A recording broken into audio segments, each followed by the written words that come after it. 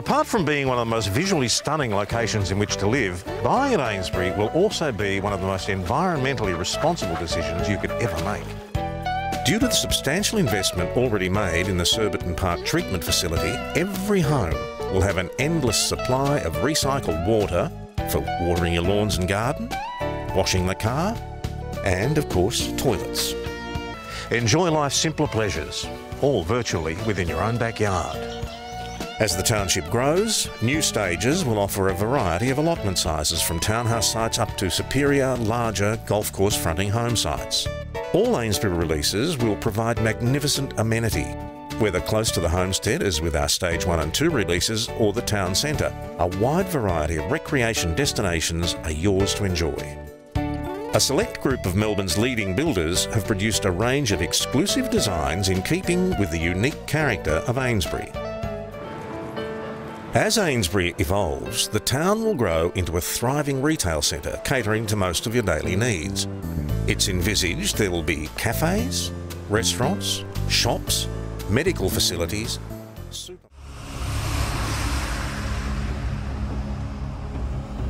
Accidents involving trucks and overhead power lines on rural properties continue to be a major concern. Each year there are dozens of incidents reported of trucks and other equipment contacting overhead power lines. A little bit more. By making contact with these overhead power lines, the tipper truck completed an electrical circuit with the electricity passing through the raised trailer to earth and also through the man operating the tailgate at the rear of the truck. Normally the driver is safe in the cab until the power company shuts off supply. In this instance, there is the threat of fire and he needs to get out of there as quickly as possible. He must jump well clear of the truck and avoid contacting the truck and the ground at the same time. Once on the ground, he must shuffle his way to safety using small steps for a minimum distance of at least 10 metres, ensuring that neither of his feet leave the ground. Under no circumstances should anyone go to the aid of or try and help someone who has received a shock and is still in contact with power lines. Keep clear by at least 10 metres until the electrical authority indicates it is safe to approach. The accident is much harder to accept because he was always so responsible and safety conscious. He cared too much for his family to take any risks. All of his friends, they said he was a really safe worker. Life has been very hard since the accident. I'm still waiting to wake up after what's been a nightmare. Not a kid. I went to Perth. Oh, this was some time afterwards. And honestly, I just wanted the plane to fall out of the sky.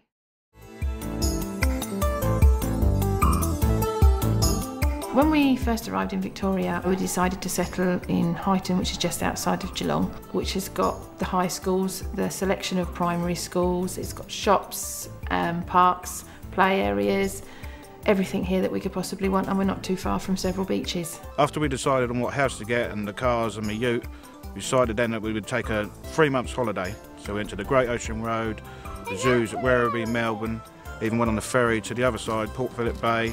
Just made the most of seeing a whole lot. After we took the holiday, I thought it was about time I started to work again, so I picked up the local paper, saw an advert Carpenters Wanted down in Torquay area, phoned it up, guy said come down for an interview, went down for an interview, phoned me up the next morning and said can you start straight away? And that was for a big construction company called Mervac Homes, which is in Torquay, which was just 20 minutes just down the road for me, which is ideal. When that project finished, which was after 7 months, somebody recommended me for a big renovation, which is down at Bells Beach, which is literally just down the road from Torquay. And since that day, I've been here ever since, and I absolutely love it here. I did suffer with homesickness when we first got here, but once the children settled at school and I could see how happy they were, everything sort of fell into place, and then I started making friends. You're getting to know different people and they can tell you what's what.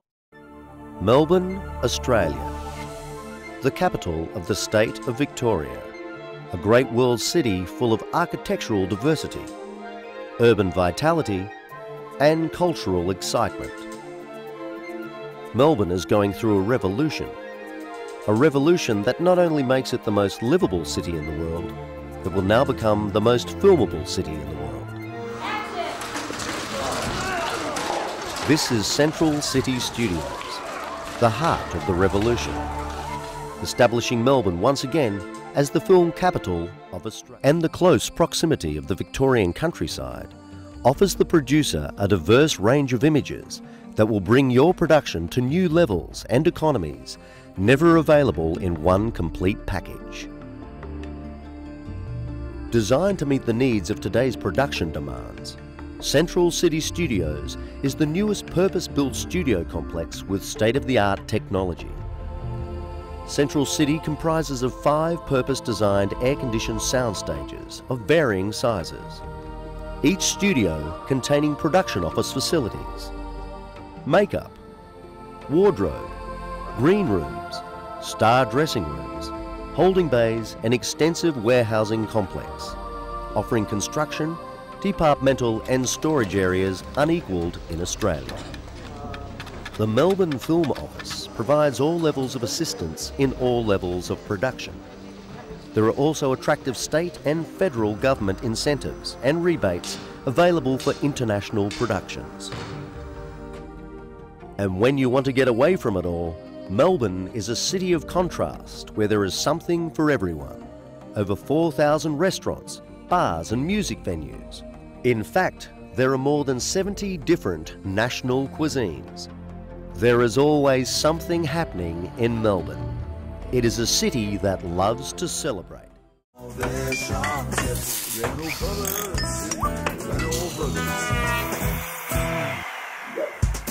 This is home renovators' heaven.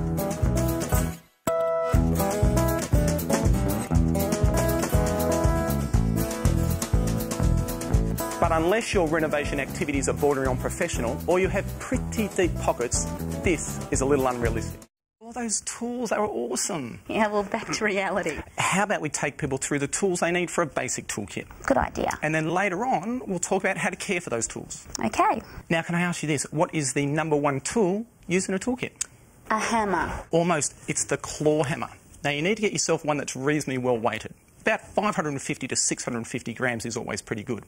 And in addition, a tack hammer and a mallet. They'll always come in handy. Regular nap rollers, 10 to 12 millimetres, hold the paint better and are specifically designed for water-based paints. These rollers tend to provide a stipple finish, which is ideal for interior walls and ceilings. Then there's the long nap rollers, which range from 20 to 32 millimetres. They hold much more paint than any of the others and really work the paint into the surfaces. They're perfect for exterior rendered walls or rough timber finishes. There's a fact sheet outlining all the brushes and rollers you might need on our website. That's renobrothers.com.au.